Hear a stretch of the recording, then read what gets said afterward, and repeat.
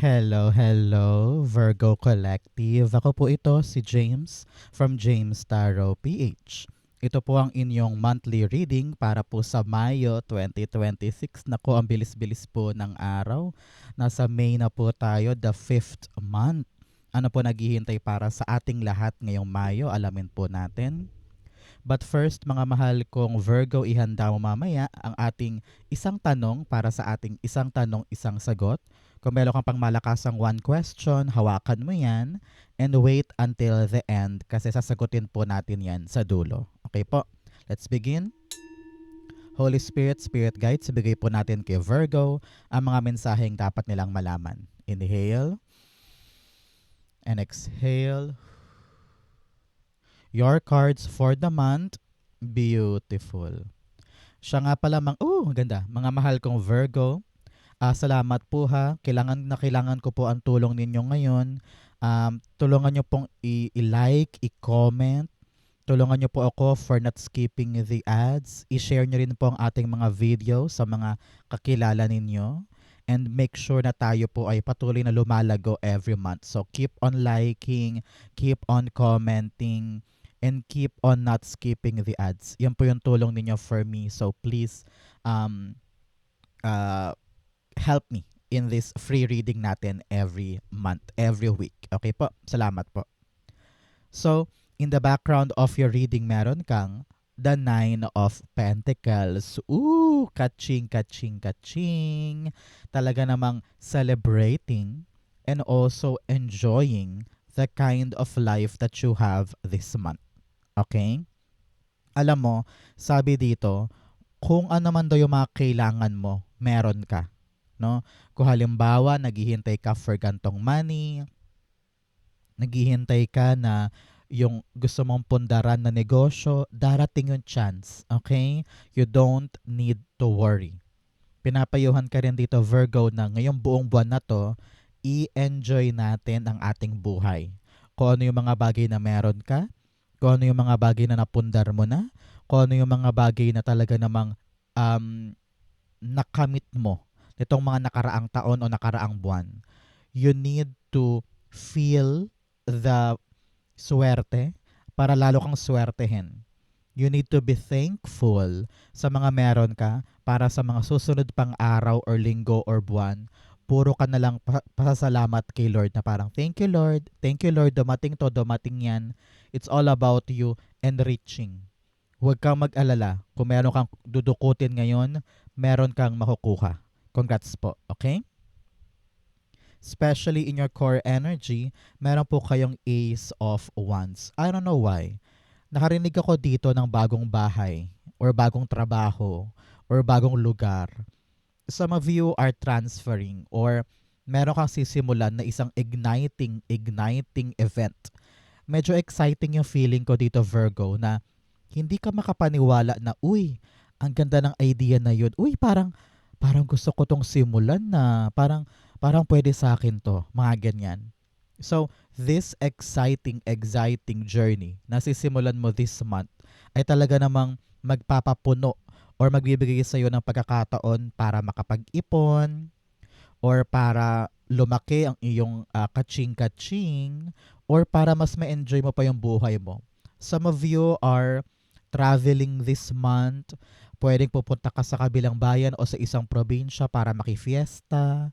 Nakikita ko na yung sabik ka dahil alam mo mag-e-enjoy ka sa gagawin mo na ito. Parang ganyan. Siyempre, sa umpisa marami kang dapat asikasuhin, marami kang dapat i-consider, pero along the way kapag ginawa mo na, mag-e-enjoy ka dito. Kaya kung ano naman tong idea mo, grand idea na super exciting ka, ito yon. Labis na kaligayahan ang dadalhin nito para sa'yo. Okay? Ace of Wands, the Nine of Pentacles. Talaga namang you have 9-9 here. Pinapayuhan ka, Virgo, ngayong buwan na ito. 9-9, release. Pakawalan natin yung ating mga takot, ating mga duda, ating mga inhibitions. Ito talaga yung buwan kung saan magsasaya tayo. Magsasaya. I-enjoy natin yung meron tayo. I-enjoy natin yung makukuha natin. At walang puwang yung overly negative thinking. Okay? So, Nine of Pentacles clarifying our Ace of Wands. Kita ko dito na aanihin mo kung ano man yung bunga ng bagong bagay na gagawin mo this month. Halimbawa, meron kang gagawin tungkol sa project mo, tungkol sa concepts mo, tungkol sa plano mo sa gantong negosyo, or plano mo sa gantong trabaho. Kung ano man yung move na ito na bagong-bago sa'yo na parang sige try natin, sige subukan natin, exciting yan. Aani ka dyan ng magandang bunga.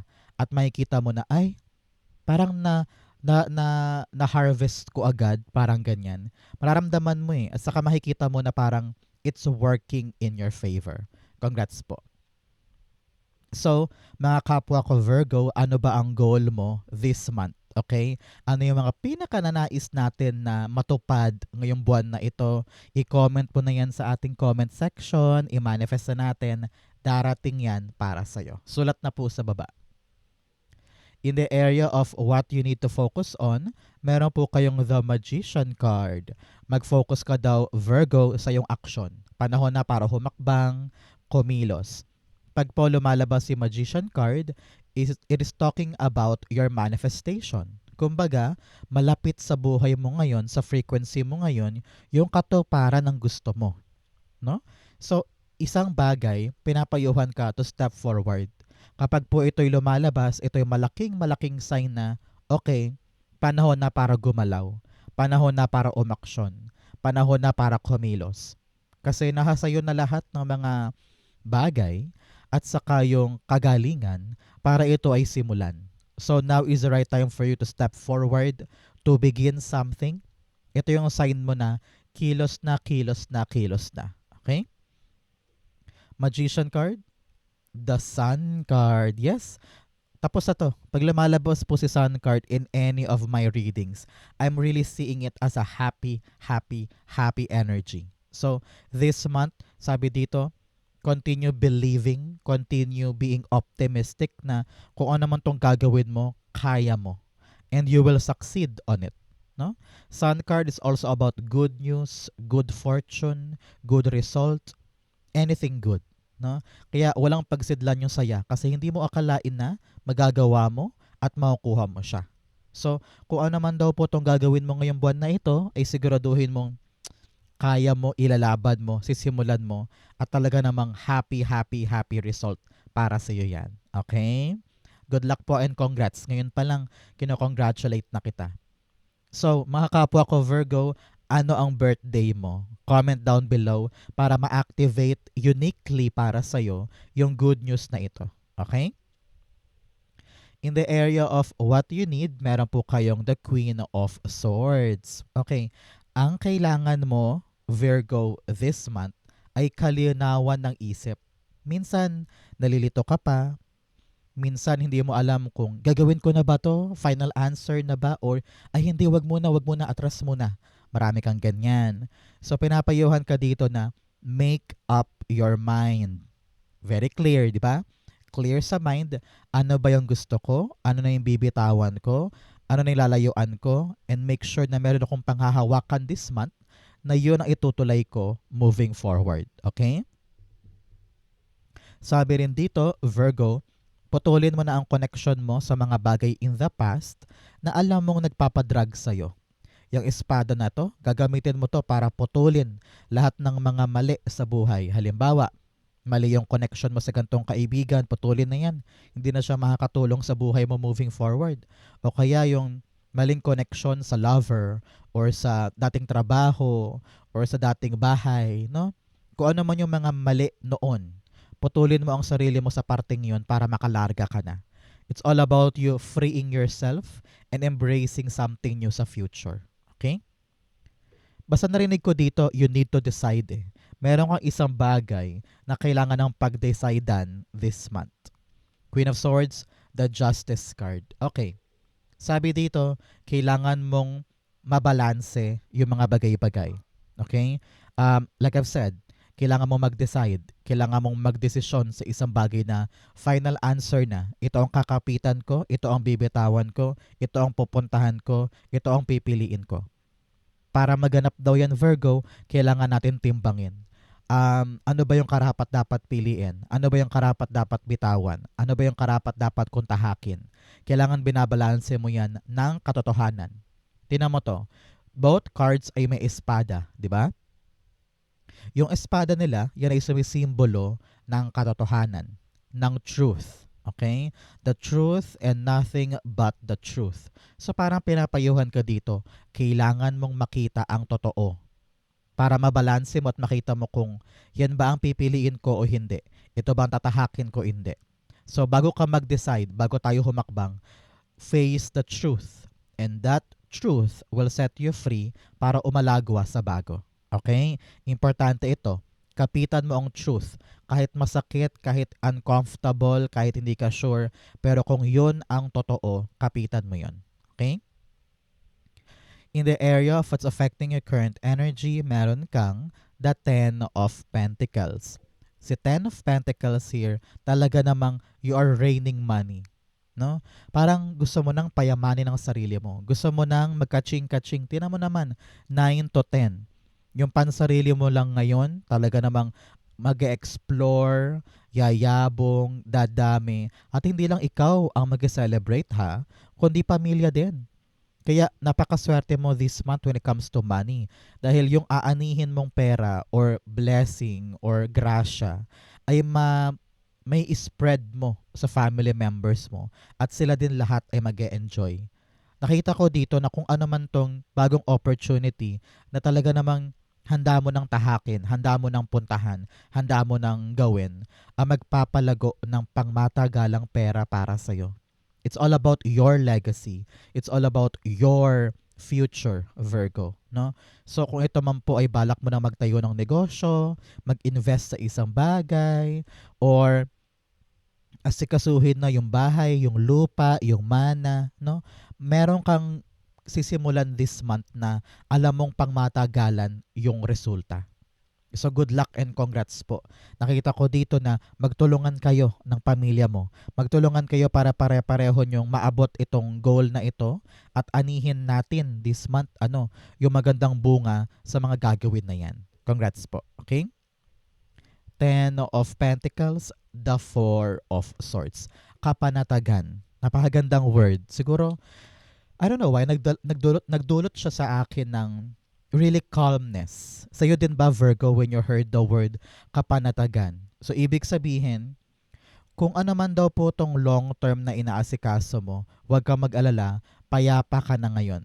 Dahil meron ka nang naisip na paraan or idea or pagkakataon na parang, ay, gets ko na. Alam ko na gagawin ko. So, hindi ka na rattled, hindi ka na confused, hindi ka na takot dahil nga you will know now what to do. No? Halimbawa, nararatel ka sa kapirahan mo, sa negosyo mo. Halimbawa, itong mga nakaraang linggo, nakaraang buwan, ang hina ng kita, halimbawa. Pero ngayon, bubuhos yung talagang idea at diskarte mo na parang, ay, alam ko na, mababago ko na siya. Doon ka mapapayapa dahil everything now is working in your favor at parang lahat ay talagang smooth sailing na ulit. No? Narinig ko rin dito, pinagdasal mo to, Virgo, pinagdasal mo to at minanifest mo.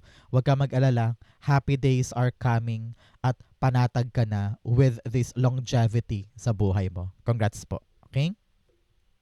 I don't know why, nakakita rin ako dito ng retirement money or retirement documents.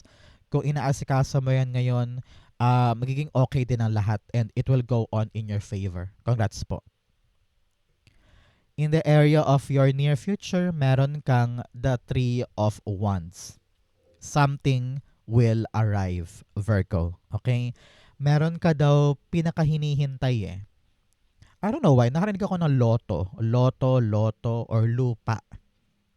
Medyo malapit sa ganong bagay ang hinihintay mo or kasagutan sa isang bagay. And you've been asking God paulit-ulit, God, kita mo na ramdam mo na kung ano yung mga maaari mong kayamanan na pwedeng ma-enjoy.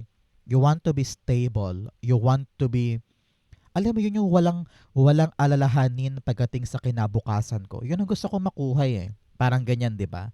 Yan ang pinagpe-pray mo. and it will arrive for you in the near future. Ang tabihanan mo, 3 days, 3 weeks, or 3 months after watching this video, a-arrive sa buhay mo ang pinakahinihintay mo. Okay? Clarify natin yan. Three of Wands, the Ace of Swords. Panalo. Very clear. Hinihintay mong panalo or hinihintay mong kaliwanagan para makalarga ka na is something to arrive. Clarity to. Kumbaga, kung gulong-gulo ang isip mo ngayon sa mga tamang tatahakin, sa mga tamang pupuntahan, ngayon darating yung kaliwanagan na parang, ay, dumating din. Ay, nakuha ko na. Ay, gets ko na. So dahil na-gets mo na kung ano yung dapat mong tanggapin, kunin, hakbangan, dire-diretso na ito for your stability and growth para sa buwan na ito. Congrats po ha. Talaga namang hindi ka na mababagot, hindi ka na malulungkot, at lalong hindi ka na mangangamba sa future mo dahil sigurado na, malinaw na, at alam mo na kung ano yung bagay na dapat mong pag-focusan. Congrats po. In your challenge, meron kang the 5 of Swords. Meron kang 5-5 here. 5-5 po ay angel number of change. So ngayong buwan na to, nagbabago na ang lahat. No? Either yung mga dating mahirap, dumadali. Yung mga dating mabagal, bumibilis. Yung mga dating parang kapos, ngayon punong-puno. Yung dating parang feeling mo ang hirap-hirap, ngayon parang okay na ulit. Parang ganyan. Okay? So, asahan mo this month, Virgo, yung pagbabago sa aspeto ng mga bagay na mahirap sa buhay mo. So, si 5 of Swords in your challenge, sinasabi niya na ngayong buwan na to, umiwas ka sa mga away. Okay, Virgo? Umiwas ka sa mga sagutan, debate, prangkahan, umiwas ka sa konfrontasyon. Naku. Walang mangyayari sa konfrontasyon. Sabi dito, minsan i-enjoy mo yung buhay mo mag-isa. Sanay naman tayo dyan, di ba? We always avoid crowds, avoid people in general. So, minsan daw, mag-enjoy ka naman sa pansarili mo. No? Hindi mo kailangan palagi na mag-people please or kailangan laging kasama lahat ng tao sa ginagawa mo. Kasi dyan minsan nag-uugat yung gulo eh. Di ba? So sabi dito, we need to really enjoy our own company with our own wealth with what makes us happy. So, enough na ngayon, Virgo, yung people pleasing. Pag ayaw sa'yo, hayaan mo yan. Pag negative silang people, layuan mo. Sabi dito, tawag ito, kailangan daw piliin mo, no? Pick your battles. Hindi lahat ng away, hindi lahat ng gulo dapat pinapatulan. No. Okay? So, ito yung buwan bilang paalala sa'yo, lumayo ka sa mga komplikasyon, lumayo ka sa mga taong magdudulot sa'yo ng gulo, drama, conflict. Okay? Tikom ang bibig, walk out, and enjoy yourself. Okay? 5 of Swords, the Knight of Pentacles. Yes, makakaharang sa mga plano mo yung mga taong ito na medyo magulo or medyo palaaway or talagang sumisira ng mood mo everyday. Ang kailangan mong gawin, lumayo. Layo ka. Halimbawa sa opisina, sa trabaho, napaka-toxic na mga katrabahong ito, ako na lang ang lalayo. Ako na lang iiwas. Nang sa ganun yung mga inaalagaan kong plano para sa buwan na ito ay hindi maantala. Okay? Kung meron mang mga tao sa paligid mo hindi ka naiintindihan sa gusto mong gawin, okay lang yun. Hayaan mo sila. Kahit ikaw lang mag-isa, hayaan mo. You can achieve things kapag mas payapa, mas tahimik, at iwas sa gulo. Okay? Importante yan. In your fortune, meron kang navigating by the stars, follow your bliss. Sundin mo ang kaligayahan mo. Sungkitin mo ang mga bagay na alam mong para sa'yo, na magpapa-excite, magpapasigla sa buhay mo moving forward. Sabi ko nga, kahit pa konti lang ang sumusuporta sa'yo, or kahit pa ikaw lang mag-isa ang gumagawa niyan, kung talagang alam mong importante at na-excite ka, do it kahit solo ka. Okay? In the area of your fortune, meron kang the 5 of Wands. Sabi ko nga kanina may panalo kayo. No? Parang sa kabila ng marami nagalaban-laban dyan or nagkukompetensya para sa bagay na ito, kita ko na mahanap mo yung right way para ikaw ang mamayani, ikaw ang makaabante, ikaw ang Ikaw ang mapansin, parang ganyan, no? So, sa kabila ng maraming tao na gusto rin yung gusto mo, sa'yo ibibigay. Okay? So, congrats dyan. Huwag kang matakot, huwag kang mag-alangan. Pinapayuhan ka rin dito na, fight, sige, ilaban mo lang. Kung pangarap mo to, tapos maraming obstacle, lumaban ka. Because you have what it takes para makuha ito. Okay? Meron po sa inyo, kung meron mga away o sigalot sa pamilya, sa katrabaho, sa kaibigan, planchado na yan this month. Okay? Meron din po sa inyo, sabi dito, kung naguguluhan ka sa isang bagay, kung parang hindi mo alam kung rin dapat kong gawin, this month, everything will be clear. Meron ka ng unified plan na excited kang gawin at itutuloy mo yan this month. Five of Wands, the Seven of Pentacles. Yes, you are now waiting for something to arrive. Marami kang pinagtiyagaan, marami kang hinintay na sagot o resulta, at halos gulong-gulo ka na, no, kung anong gagawin. Pero ngayon, sabi dito, hinog na yung bunga at yung struggle mo sa bagay na ito ay mag-e-end na. Sabi ko nga, you're gonna be enjoying your life this month kasi nga yung bunga daw ay darating at hindi ka na ganun mag-i-struggle. Congrats po. Very good for you. In your divine messages, meron kang take time to breathe out. Panahon to para huminga. No? Enjoy. Magbakasyon. Sabi ko nga kanina, para meron kang bakasyon or pwede kang have the time to travel. Baka meron mga piyesta sa kabilang bayan, sa kabilang probinsya. Magagamit mo to para huminga, no? So, this month din daw, kung meron kang mga a day off o kaya sa weekends, ganyan, gamitin mo siyang time to relax. Nang sa ganon, hindi ka ganon ma-burn out at hindi ka ganon makulong doon sa parang robot na lang ba ako everyday. Parang ganyan. Okay? In your divine messages, you have the Page of Cups. Alam mo, narinig ko dito, be true to your emotions.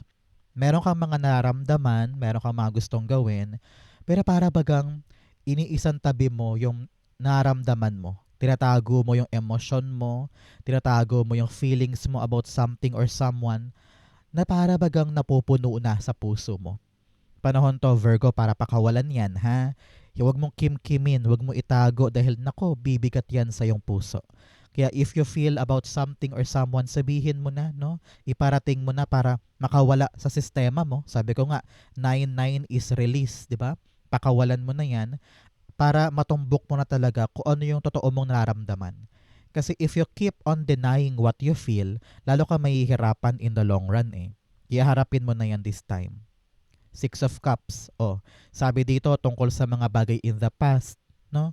Marami kang mga kinikim-kim na problema, sakit, tampo, puot, no? Kung ano man to mga issue mo in the past, learn to really address it now, harapin na, nang sa ganun makabitaw ka na dyan, at talagang matutukan mo na yung talagang para sa'yo in your present life. No? So nahihirapan ka mag-focus sa mga bagay sa present life mo dahil nakaka-apekto pa yung past. So malaking indikasyon to na begin to love yourself again, komprontahin ang dapat komprontahin para makaalpas na yun at talagang makatutok ka na lamang sa biyaya mo ngayong buwan na ito. Okay? Importante yan for you. Outcome mo to, bigyan mo na kita ng fortune cards. You have February. Oh, mga Virgo, meron ba kayong special occasion pag Pebrero? Halimbawa, birthday, anniversary ng kapatid or magulang. Kung meron po, ibig sabihin, this reading is for you. Pero kung wala naman, meron daw po kayong milestone pagdating ng Pebrero. You also have Owl, good advice from a wise person. Meron daw pong matalinong tao at wais sa tao sa buhay mo na magbibigay sa iyo ng advice, pakinggan mo para maliwanagan ka sa mga dapat mong gawin. Okay? You also have June o Virgo. Meron din ba kayong special occasion pag June and February? Halimbawa, birthday ni kapatid, anniversary sa work, or monthsary ninyo. If that is the case, ibig sabihin po, this reading talaga is for you. Pero kung wala naman, milestone po for June and February. Congrats po. Ito pa, Bull, do not back down from opposition, show strength and fortitude. Sabi dito, huwag kang papasindak or papa-intimidate sa mga obstacle. Lumaban ka. Ilaban mo ang sarili mo, ang pangarap mo, para nang sa ganon talagang magbunga na yung gusto mo. Okay? Ang outcome ni Virgo for the whole month of 2026 ng May at pagtulay po ng June, you have Seven of Pentacles. Talaga namang magbubunga, no? At tabayanan mo Virgo, pagtulay mo ng May to June, kung ano man tong mga inaasikaso mo na pinaghihirapan mo, no, for a very long time, darating yung bunga sa kalagitnaan ng May or June. No, yung transition na yan ng 2 buwan, May to June, magbubunga ito para sa'yo. Congrats ha! Clarify natin. The Magician card, yes! Wow, palakpakan. Katuparan ng minanifest, katuparan ng hinihintay, ng hinihiling. Ngayon, sa pagdating at pagdatal, no, ng hinog na hinog na hinog na hinog na bunga na ito, kikilos ka na. Na parang, yes, nakuha ko din. Yes, dumating na. Yes, nagbunga na. Whatever you're waiting for here, it will arrive for you. At pinapayuhan ka dito, Virgo, to be in your best element. Panghawakan yung bunga para talagang makuha mo siya ng buong buo at magamit mo siya for a very long time. So be mindful, maging maalaga sa biyayang ito para nang sa ganon mapakinabangan mo siya ng mahabang panahon. Congrats po. So, dumako na tayo sa yung isang tanong, isang sagot. Virgo, close your eyes and concentrate on your one question. Mabilisan lamang ito. Inhale and exhale. The answer you have the Five of Cups, the Devil card, and the Queen of Cups. At the bottom of your deck, meron kang the Tower card. Things are changing in your life. At pinapayuhan ka dito, Virgo, sa question mo to just accept the change. No? May mga pagbabago na dapat mong tanggapin at hindi mo dapat kontrolin, pigilan, puwersahin. Very clear yan para sa'yo. Kung ano man yung pagbabago sa buhay mo ngayon at hindi mo alam kung ano yung dapat mong piliin, your spirit guides are telling you to just calm down. Mag-relax ka daw muna. Clear the air. Go for a long walks. Hindi pwedeng stress ka ngayon. Hindi pwedeng malabo ang isip mo ngayon para mahanap mo yung kapanatagan sa ginagawa mo.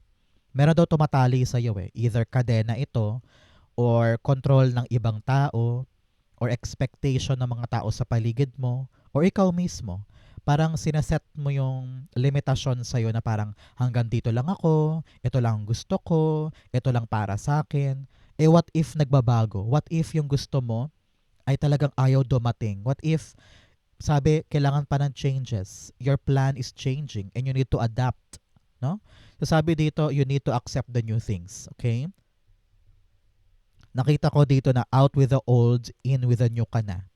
Kung ano man yung mga bagay in the past na pinanghihinayangan mo na parang, ay bakit hindi naganap? Ay bakit di ko nakuha? Ay bakit ganun ganyan? May bagong darating. So do not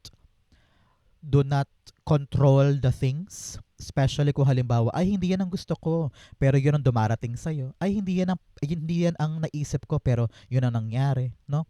So ito ay destined path para sa'yo. So accept the change. Accept what is coming for you. Do not limit yourself. Umalis ka sa mga taong kumokontrol sa'yo at magkaroon ka naman ng autonomy na what you want and what you feel is something that you should honor. No? Sabi dito, kapag naramdaman mo yung kapayapaan, sa oras na bibitaw ka na sa mga tao, sitwasyon, or pakiramdam na kumokontrol sa mga pagbabago, you will feel the natural calmness, kapayapaan, and you will just tell God na, God, you know what? Kung ito talaga yung para sa akin na bago, tatanggapin ko. Kung ito po talaga yung magdudulot sa akin ng totoong, genuine happiness, give it to me. No? Sabi nga, God, give to me what I need and not what I want. No? So, kapag lumaya ka na sa tanikala na yan, doon tunay na papasok yung magandang pagbabago. Okay? So Virgo, yan po yung isang tanong, isang sagot. Kung ang question mo yes or no, the answer for now is no. Kasi kailangan mo munang ma-figure out sa sarili mo yung mga pagbabagong ito. Okay? So ito rin po ang inyong May 2026. Saan po kayo naka-resonate? Comment below. Babasahin ko po yan. Thank you Holy Spirit, Spirit Guides for the clarity and messages na dapat malaman ng mga kapwa ko Virgo this month. Thank you po for watching hanggang dulo. I love you. This has been James for James Tarot PH. God bless everybody.